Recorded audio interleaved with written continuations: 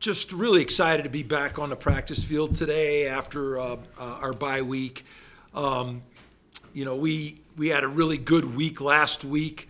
Wanted to get back on the practice field and emphasize some areas where we wanted to improve. We felt like we made improvement the week before the UTEP game, and we want to continue on that pace. Just proud of our guys. Want to acknowledge Avery Morrow, who was the Mountain West Player of the Week last week for his performance in the game, and just really pleased on his attitude and his contribution to the team. I think we got a lot of guys that are unselfish, especially our skill players that have to share the ball and their opportunities. I just really proud of Avery and his progress.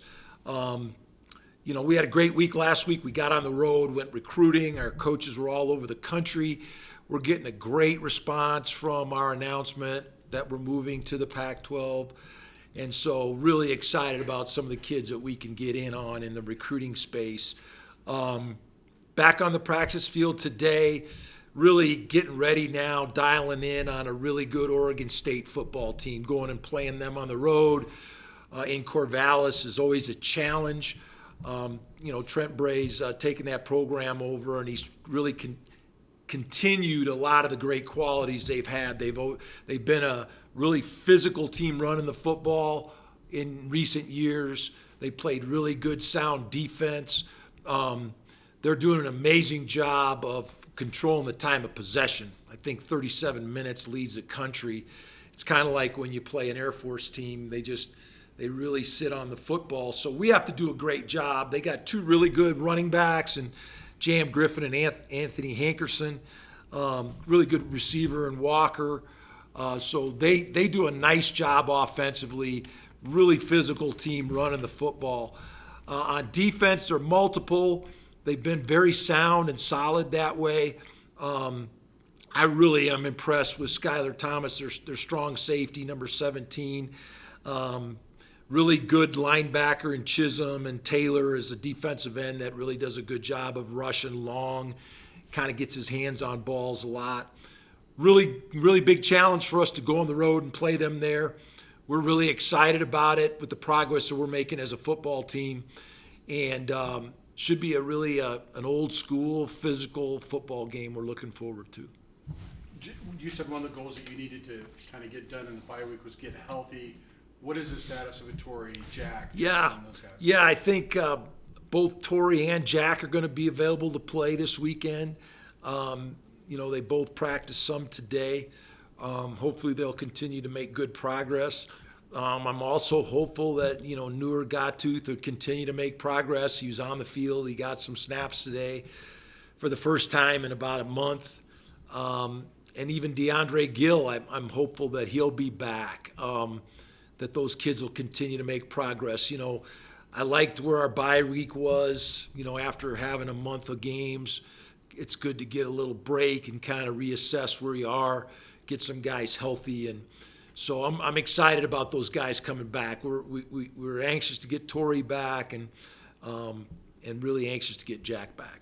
If you do get both Newer and DeAndre back, that gives you a 5-person rotation at end. How does that help your defensive line and especially your pass rush? I mean, I think it's helped us because, Gabe Kurtzky and Mukende and Kenyon Eggers is a young guy he's had a chance to play now. And so the confidence that they've gained from having to play those meaningful snaps will just help our depth and improve that position and make it even stronger. So, we've got to find a way to get some disruptive pass rush on the quarterback. We still need to disrupt and get some turnovers. The turnover margin is probably the most glaring stat in our game right now. And we haven't created many turnovers on defense, and we still have to find a way to minimize them on offense. And so that's a big thing for us this week to really do a good job in this game. Braden's got to take care of it, but we also got to find ways to disrupt and create turnovers defensively. Do you feel like, just based on your kind of description, Oregon State, this is one where sort of what you guys are working on ground game and control is going to really come into play? It's no question. They're a team that likes to hang their hat on running the football and keeping the ball, and the possessions are limited in this game. So, you're only going to get about 10 possessions a game, which means you got to be really efficient. You got to execute on third down, and you got to score. And really important for us to get off to a good start and score early in this game. And we want to get all of our guys involved, and that's our plan, getting started quickly. You mentioned kind of the recruiting and some folks' interest with the Pac-12 movement and everything. Yeah.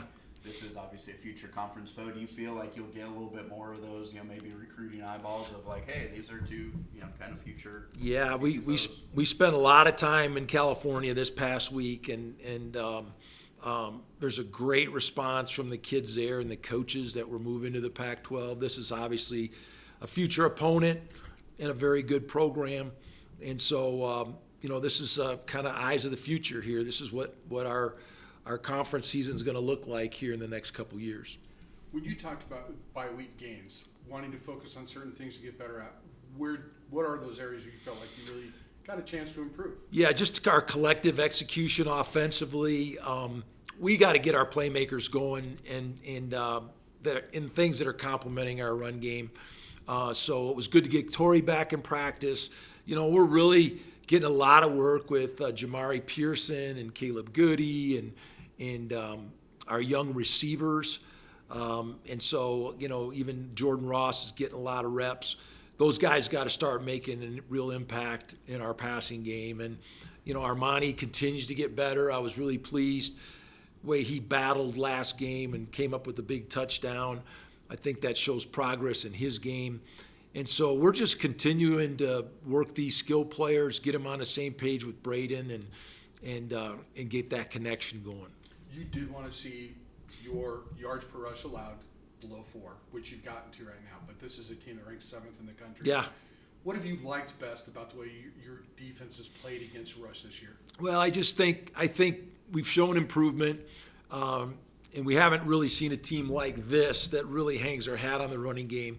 But it's going to be important. When you play against a team that runs the ball as much as these guys do, it's important you play great on first down. And because they get a lot of manageable third downs because they run the ball effectively on first and second down. So we got to put them back in behind the chains. We got to put them in long yardage situations, and we need to make them play in an uncomfortable style that they don't really want to play. And so that's going to be a physical challenge. We got to do a great job up front with our front 7. They force your corners to tackle as well, so it's going to be a physical game for our perimeter players. And we've got to get involved early and often.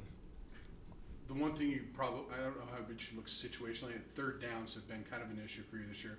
When you go back and you use a bye week to analyze it, what have you seen? What are the things you're working on to click that? I think it's just collective execution with some of our new skill guys, and just being on the same page with Braden, just route adjustments, making plays in traffic, and just playing confidently. I think as we continue to play, the confidence of those kids will grow and they'll start showing up on third down. Is some of it because, like I remember talking to Matt about the design of the air raid, it's not always just a route that you run. It depends on what the defense. Mm-hmm. Do you think your young receivers are getting better at reading defenses the way that maybe at the same level of Braden is? Yeah, I think a lot of that's reps and practice reps and it's also game reps. Braden has to have success with certain guys in games, and kids got to make a play sometimes to get their confidence going. And a lot of those young guys, I'm starting to see it with Jamari Pearson. I see it with Armani Winfield in the last game, made the big touchdown. Caleb Goody is showing signs. But as those guys continue to make plays, they're going to have more confidence. And Jordan Ross is an extremely athletic guy that we feel like can make those kind of plays as well. And then you throw Torrey Horton back in that mix, and that does a lot for them as well. So we're excited to get those guys all on the field together. You said Oregon State looks similar to previous years, even though they had a lot of turnovers. Is that kind of impressive about what they've kind of been able to establish culture-wise? Or whatever that speaks to? No, they definitely they've wanted to build a physical team.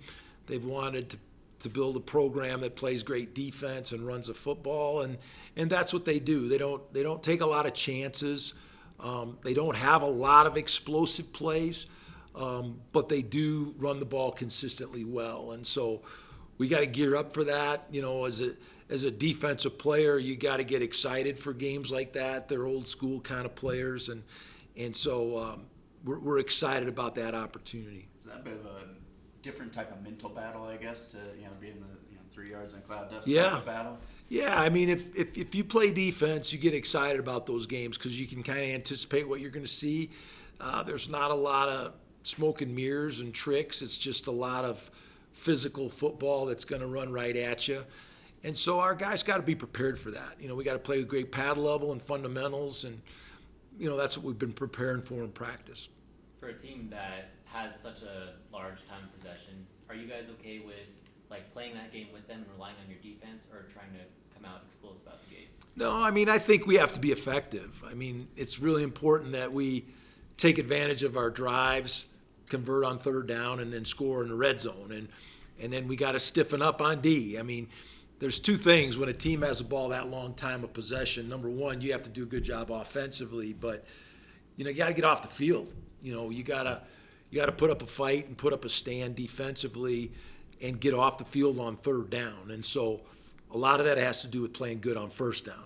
And so we have to – that's what we've been emphasizing, and that's what we got to see from our defense this week. You think some of those younger guys or people that have stepped up lately are prepared for an intense situation on the road against such a tough team? Yeah, I think it's important. You know, we've had a couple of opportunities to play so far. We've played one game on the road.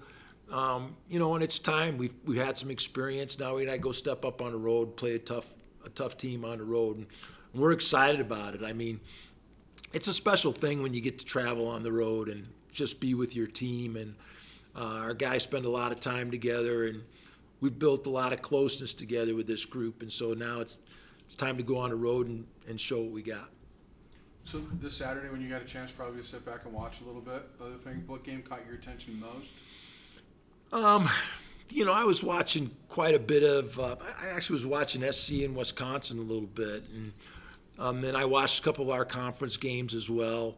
Yeah, it's fun to be a fan and just relax and watch games, and so that was fun. Thanks. Thanks, guys.